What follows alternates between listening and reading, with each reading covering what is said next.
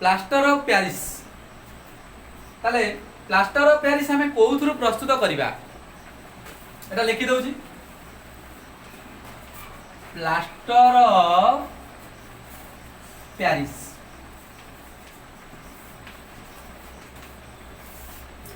ताले plaster of Paris रो संकेत कोन प्रथमे हमें जानिबा ताले से प्लास्टर ऑफ पेरिस रो संकेत होउची Ca calcium CO3 dot half water ता अर्थ कैल्शियम कार्बोनेट रो दीटा कैल्शियम कार्बोनेट रो अणु गोटिए जल अणु सहित मिलित हेकी जो यौगिकटा सृष्टि करंती सेटा को हमें कहिबा प्लास्टर ऑफ पेरिस ताले प्लास्टर ऑफ पेरिस हमें कोउथुरु प्रस्तुत करिबा एटा ना होजी कोन जिप्सम ताले जिप्सम रो संकेत कोन CaSO4 ओ एटा भूल गेला एटा लिखिबाटा भूल गेला रे कैल्शियम सल्फेट CaSO4 ताले से कहूची ए कैल्शियम जिप्सम ए जिप्सम को हमें कोन करिबा ना गरम करिबा CaSO4 को जदी हमें गरम करिबा ताले जिप्सम रो संकेत होची कोन CaSO4 डॉट 2 वाटर ताले आकु जदी तमे गरम करिवो केते डिग्री सेल्सियस तापमात्रा रे 373 डिग्री 373 केल्विन ताले 373 केल्विन माने केते डिग्री सेल्सियस 100 डिग्री सेल्सियस तेनु 100 डिग्री सेल्सियस रे जदी आकु हमें गरम करिबा एथिरु हमर कोन प्रस्तुत होबो प्लास्टर ऑफ पेरिस प्रस्तुत होबो देखो पिले एटा होजी प्लास्टर ऑफ पेरिस देखो प्लास्टर ऑफ पेरिस देखा होतबो धळा धळा गुंड तेनु एही भली भाबरे देखो पूरा केते सॉफ्ट पूरा सॉफ्ट हला घरे तम जो प्लास्टर करिया पई एटा को व्यवहार करा जाय देखो हमर गोटे जिंस रहि आइतिला ताले एथुर कोन सृष्टि होला plaster of Paris CaSO4 dot half water plus डेढ़टा जल अणु बाहरी गेला डेढ़टा जल अणु माने 3/2H2O बाहरी गेला आ एईटा को जदी तमे जल मिसई दबो देखो बिले एई तरे तमे जदी जल मिसई दबो एटा को घर प्लास्टर करिया पई व्यवहार करा जाय आ ताकू जदी तमे किछि समय रखि दबो देखो किछि समय रखि देला परे कोन प्रस्तुत होइछि देखि पाछो बर्तन एटा कोन हला ना रहि गला हमर घर काम चलथिला बेले रहि गला तेनु बर्तन ए प्लास्टर ऑफ पेरिस कोन हेला पूरा पत्थर भलिया टाण हेला भांगुनी बुझिलो तेनु एही भली भाबरे हमर कोन हला जिप्सम रु प्लास्टर ऑफ पेरिस प्रस्तुत हेला ताले जिप्सम को आमे जदी 120 degree Celsius 373 kelvin 120 degree Celsius पुराना बहिरे थिला ताले 100 डिग्री सेल्सियस हम बहिरे जा देइ हम सेया लिखिबा ताले जिप्सम को हम जदी 100 डिग्री सेल्सियस ताप दबा एथुरु डेढ़टा जल अणु बाहरी गला आ रहिला कोन calcium sulphate hemihydrate calcium sulphate hemihydrate एटा को हम कहंती प्लास्टर ऑफ पेरिस आ ए प्लास्टर ऑफ पेरिस रे जल जदी पुनर्बार मिसई दबो ताको किछ समय थोई दबो जल पुनी जदी सुकी जाए हेडा कोन हेइबो तुम देखैली एटा पत्थर भलिया कोन हबो टाण हेजिबो ताले एही भली भाबरे हमें प्लास्टर ऑफ पेरिस प्रस्तुत करिबा ताले प्लास्टर ऑफ पेरिस को हमें को कार्य रे व्यवहार करिबा कंढेई सारंजमा सागन साजसज्जा सारंजम जो घरे जो कहउछन विभिन्न प्रकार कोन उपकरण पृष्ठ को चिकण कांथटा को जदी चिकण करिबा एई कांथटा को तमे आउ किछि दिन पर देखिबो एटा को मु पूरा चिकण कर देबी पुणी गोटे फोन आइला ताले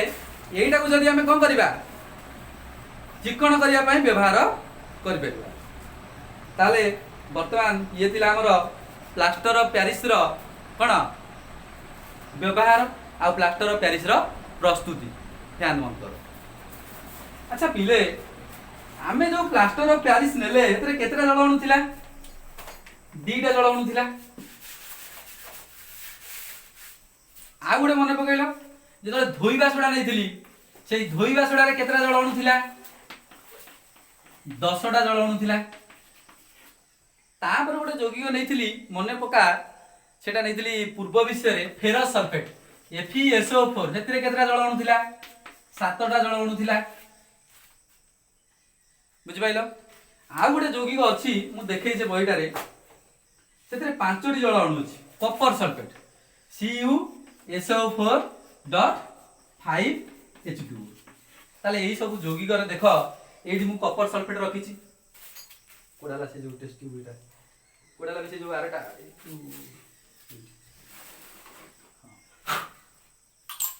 देखो एइथरे मु कॉपर सल्फेट रखिछि ए कॉपर सल्फेट रे देखिलो कोन अछि नील वर्ण धारण करछि नील ना सबुज बेटा भले कि देखिबो ताले ये कहूछि एटा वर्तमान कॉपर सल्फेट रे 5टी जल अणु अछि ताले आकु जदि हमें कोन करबा ताले ए जो स्फटिक एटा सब माने स्फटिक ताले स्फटिक जल अणु एटा विशुद्ध की ना कारण एथिरे जल अणु मिसिकी रहिछि ताले फेरस सल्फेट रे केतरा जल अणु मिसिला 7टी जल अणु मिसिला सोडियम कार्बोनेट रे केतरा जल अणु मिसिला 10टी जल अणु मिसिला कैल्शियम सल्फेट रे केतरा जल अणु मिसिला 2टा जल अणु मिसिला कॉपर सल्फेट रे केतरा जल अणु मिसिला 5टी जल अणु मिसिला तेनु एठी हमें जो कॉपर सल्फेट नेली ताकू जदि हमें उत्तप्त करिबा ताकू गरम करिबा देखिया कोन होची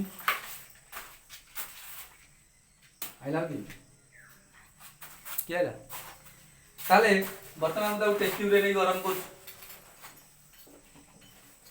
कोन होची लक्ष्य करिवो ए गुंड कर देते बोलै तने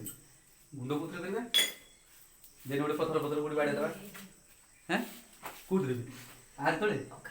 ओखारे बस गुंड बारे बाडे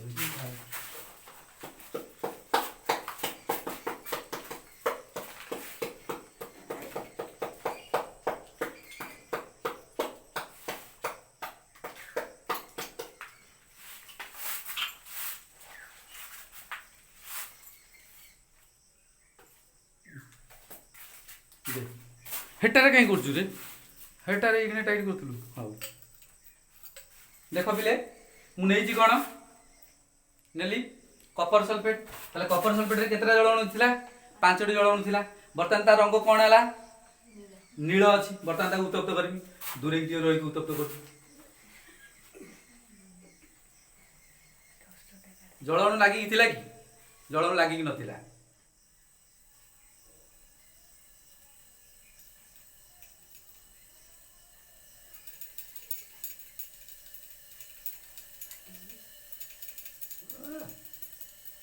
माने सांगातिक होची आ मु जेते बेले ई सब जिंस गुडा देखे मु सांग कथा मन पड़ जाए तो माड उफ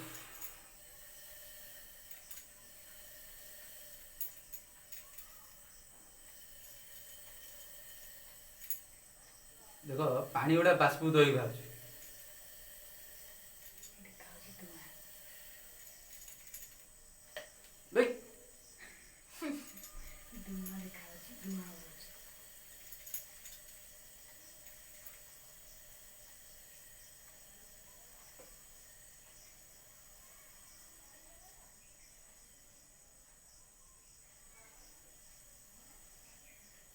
गोड़ा वाला भेजे काच नलटा देन गुडी अछि ना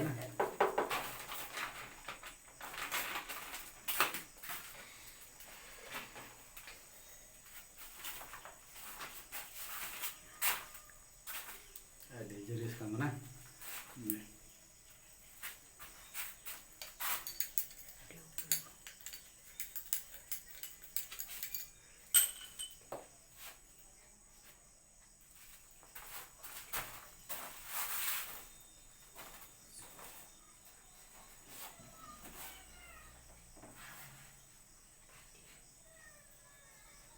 देख बोरोसिलिकेट ग्लास हो फाटू नहीं यही भाया देखिए रखिल ए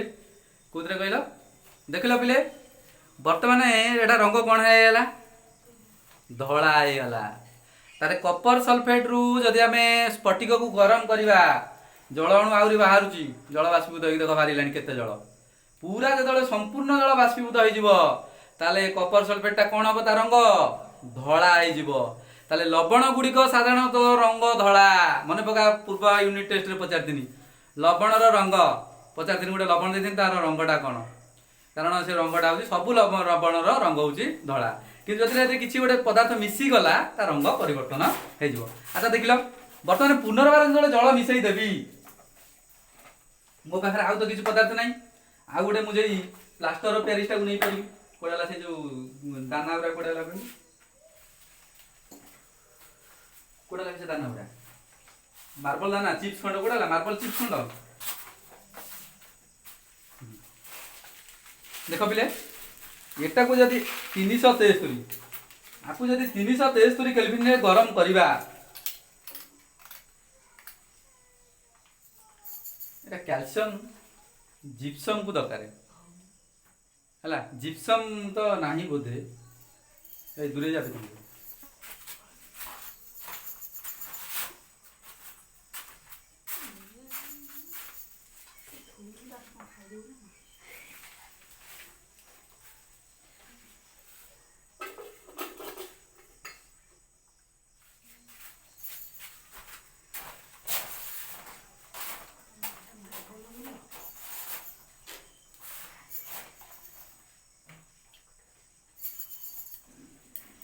भाई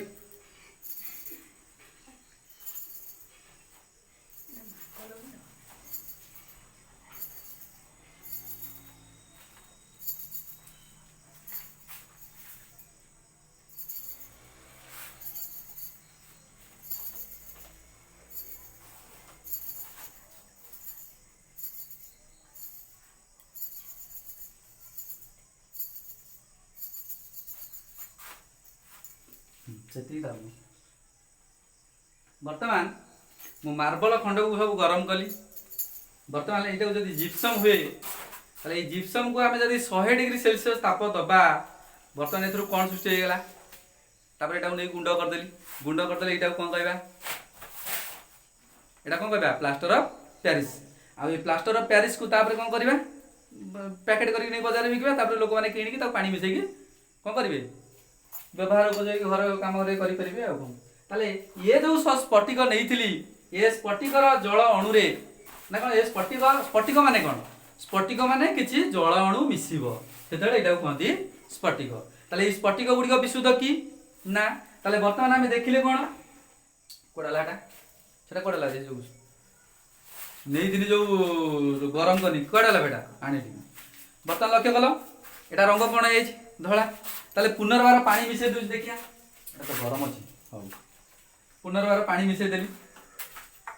देखलो ता रंगटा कोन होय होची देखलो ता रंग कोन होय गेला काया के ठीक ता रंग को होय गेला नील होय गेला ताले एथु पुनर्बार ताकू जदी गरम करबा पुणी जल अणु पळैले पुणी सेटा कोन हबो धळा आइ जिवो तेणु स्फटिक गुड़िक साधारणतः विशुद्ध अवस्था न था कौन मिसिक अच्छा जल अणु मिसिकी रही यही सब परीक्षा आम जानिले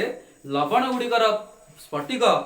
प्रकृत में शुद्ध कि बेले बेले शुद्ध अवस्था था बेले बेले शुद्ध अवस्था न था गरम कलापर कौन हुए जल अणु बाहरी है निर्जलीय सब यौगिक गुड़िक पाइबा सोडियम कार्बोनेट पाइबा फेरस सल्फेट पाइबा कैल्शियम सल्फेट पाइबा कपर सल्फेट पाइबा है आउ गोटे अच्छी फेरस सल्फेट जलीय द्रवण से अच्छी से पात्र नहीं दिले होता तो नहीं पारे समय नहीं हौ एबे तुम काम है तमें विषयटा को भल भाव पढ़ एवं ता प्रश्न उत्तर कर